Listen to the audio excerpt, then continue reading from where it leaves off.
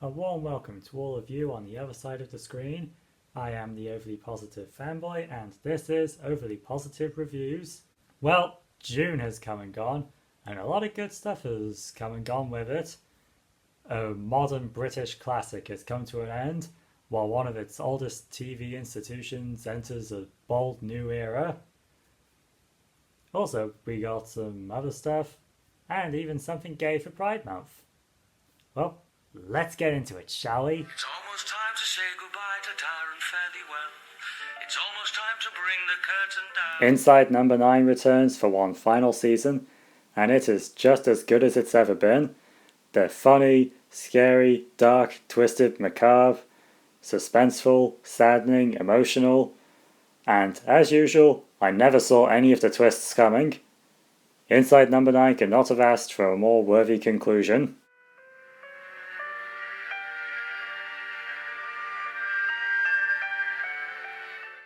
Oh, I have been ready for this. A new series of Doctor Who 2 days after my birthday? Hell yeah.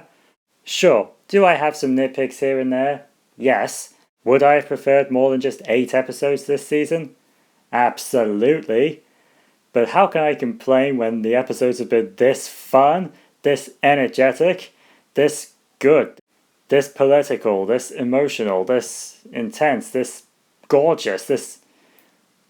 Honestly, Ncuti Gatwa and Millie Gibson give great performances as the Doctor and Ruby Sunday. The show is the best it's ever been, visually speaking. The episodes are funny, mad, and overall just a pleasant time. Honestly, I have enjoyed every second of this trip through time and space, and I am definitely here for all the years to come.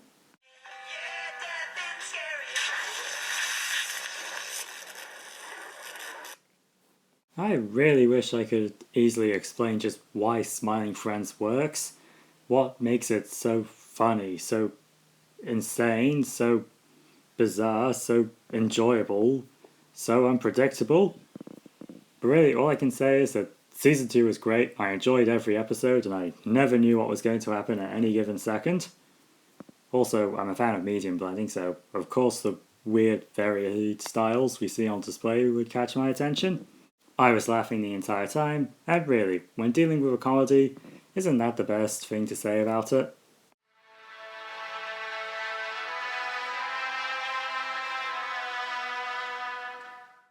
As a casual observer of the Mad Max series who really loves Fury Road, I was definitely welcoming the chance to see George Miller realise his vision of a Furiosa prequel, and now that I've finally gotten to see it, oh, it was worth the wait.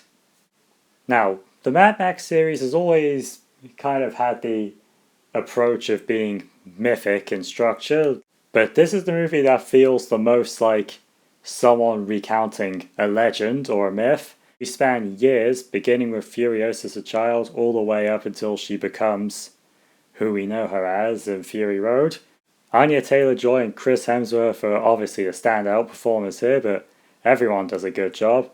And we really get to expand on the world building of Fury Road, getting to really see all the primary locations we were told or alluded to in that movie, and really get to see how this society and hierarchy works. And the chase scenes are of course just as thrilling as ever, but whereas Fury Road was one big chase, this movie gives us the chance to slow down and get to be in our character's head a little bit more. While this may not hit quite the same bombastic highs as Fury Road, it is still a very worthy companion piece that fans of that movie must see.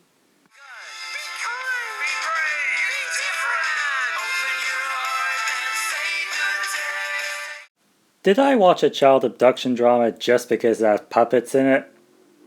Yes. Yes, I did. Honestly, I didn't know what I was getting into when I put on Eric, but I wasn't expecting it to be so damn emotional. Obviously, Benedict Cumberbatch is the star of the show, but true props goes to the actor playing his long-suffering wife and the kid who goes missing, and really just everyone here has done a good job. From the actors to directors to especially the cinematography, there's a really strong style with the way everything's been shot. And of course, the puppeteers, especially whoever was in the suit performing Eric. So yeah, this is just a really good show, a really strong story, and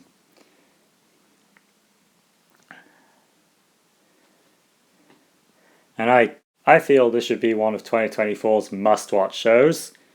Yeah, I said it.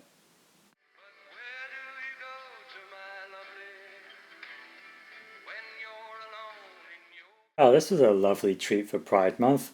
A nice, heartwarming story of a gay couple willing to adopt a child, even though one of the men involved has some baggage from his past that could derail the whole thing. But yeah, this show is sweet, emotional, charming, heartfelt, and then it just utterly guts you in the final episode and twists the knife, and oh, I'm so mad at you.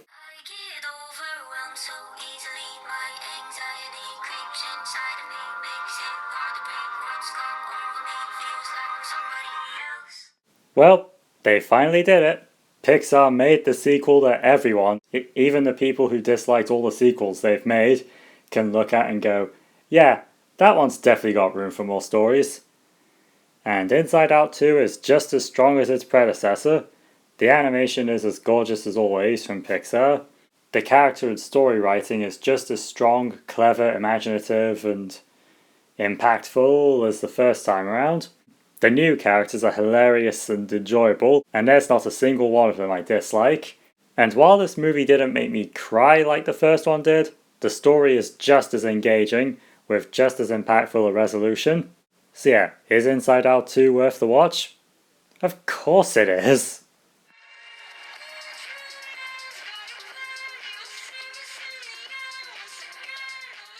So, Netflix made an animated Ultraman movie, and as someone who knows absolutely nothing about the franchise outside of what Ultraman looks like and that it's from Japan, I can safely say that this is definitely a movie that's friendly for newcomers, even though I do kind of wish they would explain at least a little bit as to what Ultraman is. So yeah, giant superhero fights monsters, that's easy to get, but we don't really get any information beyond that.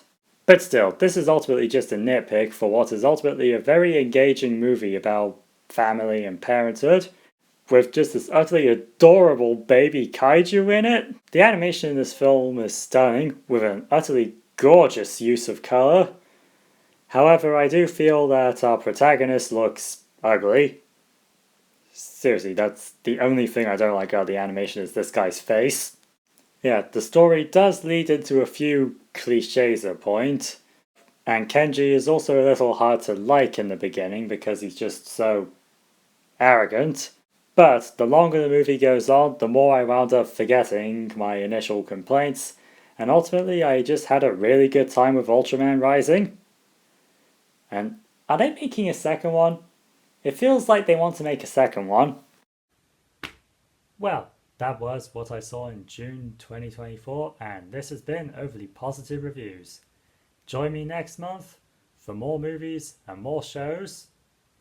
Well, definitely shows. July seems a bit quiet from what I can tell. Oh well, I'm sure we'll get some more good stuff anyway. Bye now.